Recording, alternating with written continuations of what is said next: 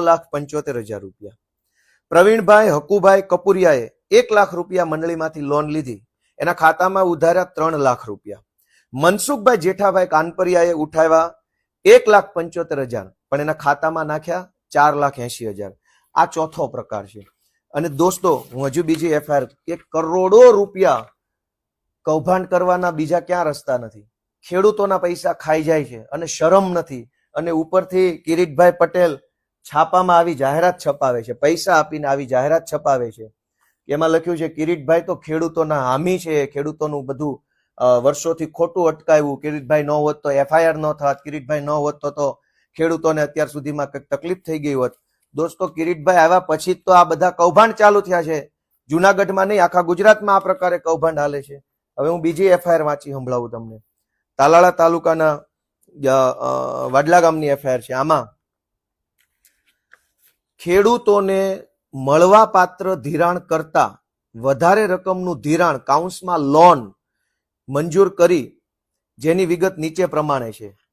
હવે શું વિગત છે કે પ્રવીણભાઈ અરજણભાઈ અજુડિયા એને 1 લાખ અને એના ખાતામાં 18,59,000 ની રકમ બતાવી દીધી. હકીકતમાં એને 2 લાખ રૂપિયા મળવા પાત્ર નથી.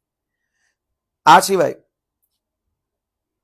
અનેક પ્રકારનો, હું કહેવા બેસીશ તો ઘણું લાંબુ થાય. બધી એફઆઈઆર જગ જાહેર છે. મેં કોઈ જાદુઈ વાત કે કોઈ નવી વાત મેં ગોતી નથી કાઢી.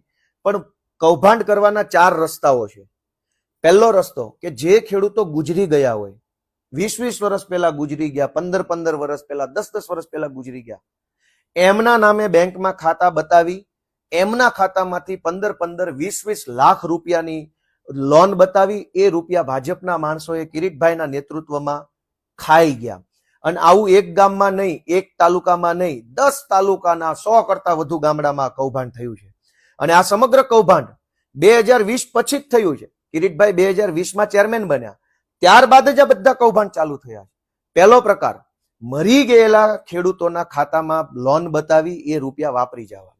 બીજો પ્રકાર કે જે ખેડૂતનું કોઈ બેંકમાં ખાતું જ નથી, કોઈ બેંકમાં ખાતું નથી, એ ખેડૂતના નામ ઉપર 15 20 લાખની લોન બતાવી દીધી અને એ પૈસા ઉપાડીને વાપરી ગયા.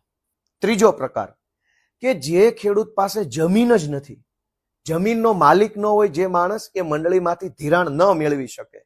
આમ છતાંય વાંદરવડ ગામમાં જે માણસ જમીનનો માલિક નથી, એના નામ ઉપર લાખો રૂપિયાની લોન લઈ લેવામાં આવી, એ રૂપિયા ભાજપના માણસો વાપરી ગયા. ચોથો પ્રકાર કે જે ખેડૂતોએ લોન મંડળીમાંથી લીધી હોય, એ સમય થાય ત્યારે એને પાછા આપવા જાય